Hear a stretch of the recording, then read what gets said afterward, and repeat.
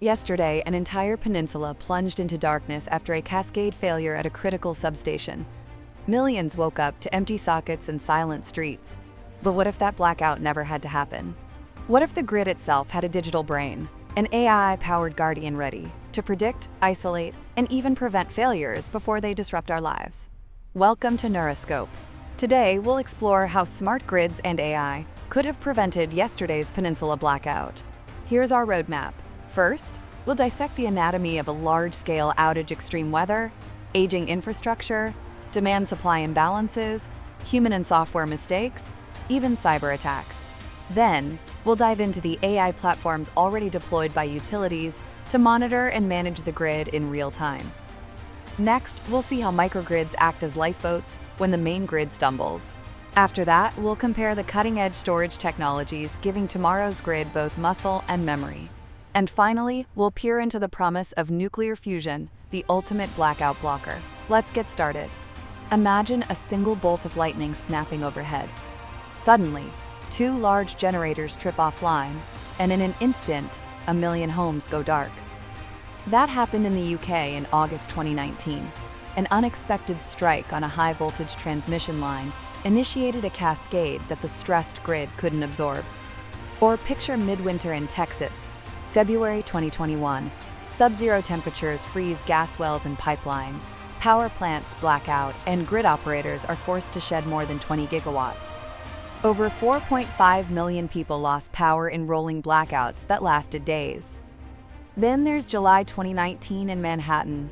A transformer fire and a relay malfunction plunged 72,000 customers into darkness on a clear summer day. In each case, aging equipment, deferred maintenance, and overworked infrastructure led a single fault balloon into a wide-area outage.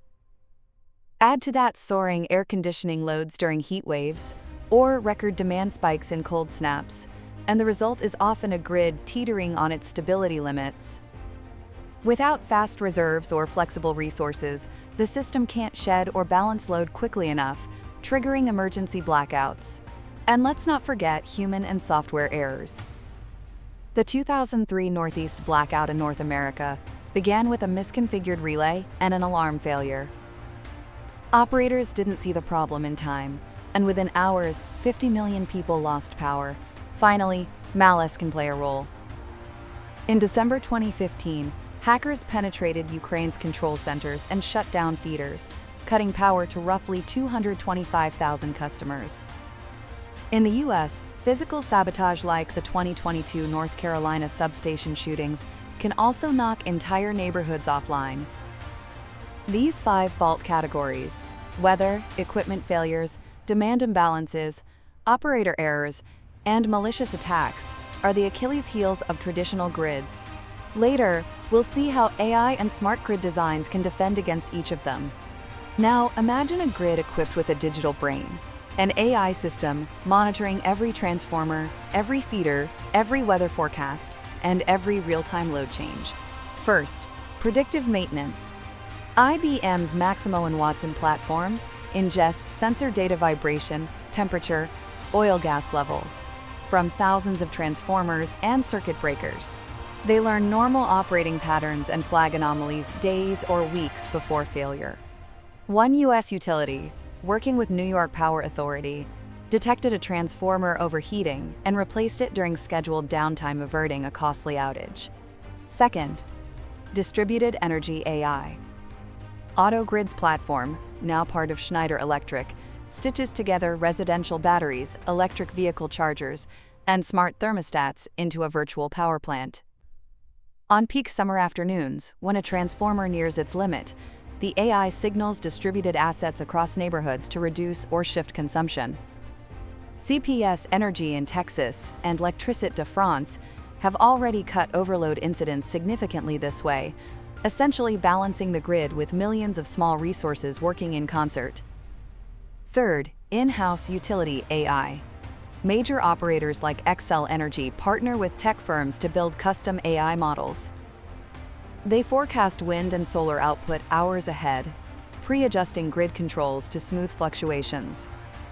In the UK, National Grid ESO teamed up with Google DeepMind to refine wind power predictions, improving frequency control and reducing emergency reserves. Throw in digital twins, AI-driven simulations that run thousands of fault scenarios in real time, and operators gain unprecedented foresight. Before a lightning strike risk or a load surge becomes critical, AI can recommend actions, isolate feeders, spin up battery reserves, or even island microgrids. Speaking of which, when the main grid falters, localized microgrids can unplug and keep vital services powered. In Borrego Springs, California, a remote desert town at the end of a single transmission line, SDG&E, built a community microgrid after wildfires knocked out power in 2007. In September 2013, lightning and flash floods took down that lone line. Borrego's microgrid islanded in milliseconds, powering its gas station, library cooling center, and senior housing for 24 hours, with just a brief flicker less than 10 minutes of interruption. In October 2012, Hurricane Sandy blacked out 8 million customers across the U.S. Northeast. Yet Princeton University's campus microgrid stayed lit thanks to on-site gas cogeneration. Co-op City in the Bronx, a 50,000-resident housing complex, remained warm and powered through an outage that darkened the surrounding borough. And NYU's microgrid kept critical labs running in the midst of the storm. Even private estates get into the act. In Sonoma, California, Stone Edge Farm's experimental microgrid of solar panels, hydrogen storage, batteries, and backup generators islanded itself during PG&E's 2019 wildfire prevention shutoffs, sustaining the winery and its facilities for days. Each of these lifeboat microgrids shows us how a future smart grid could compartmentalize a peninsula-scale blackout into isolated segments, leaving most customers unaffected while damage is repaired. To keep all this intelligence humming, today's grids need robust energy storage. Let's compare three frontrunner technologies. Solid-state batteries promise double the energy density of lithium-ion and up to 10,000 charge cycles. Early lab prototypes hit 350 watt-hours per kilogram, but cost remains high and commercialization won't arrive until the late 2020s. Flow batteries like vanadium redox store energy in external liquid tanks. Decouple power and energy. Stack size sets power output. Tank volume sets total capacity. China's 100 megawatts/400 megawatt-hours Dalian system and Oxford's 5 megawatts/15 megawatt-hours cluster prove their scalability.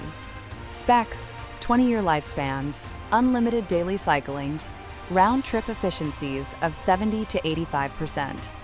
Supercapacitors charge and discharge in milliseconds, enduring 1 million cycles with minimal aging, perfect for grid frequency regulation and absorbing sudden surges.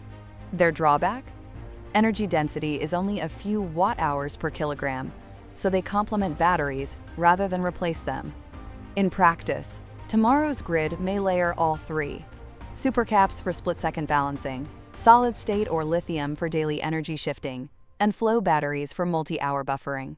Together, they'll give the grid both rapid response and long-duration memory. And if batteries and smart controls still aren't enough, nuclear fusion may be the nuclear option that never melts down. Recent breakthroughs. In December 2022, the U.S. National Ignition Facility achieved net energy gain 3.15 megajoules output from 2.05 megajoules input. In parallel, Commonwealth Fusion Systems' Spark tokamak aims for a burning plasma by mid-2025. Helion Energy has a power purchase agreement with Microsoft to deliver 50 megawatts of fusion electricity by 2028. Timeline to commercial. ITER in France plans first plasma by 2025, full deuterium-tritium experiments in the early 2030s. Private firms like TAE Technologies and General Fusion target net energy prototypes between 2025 and 2030.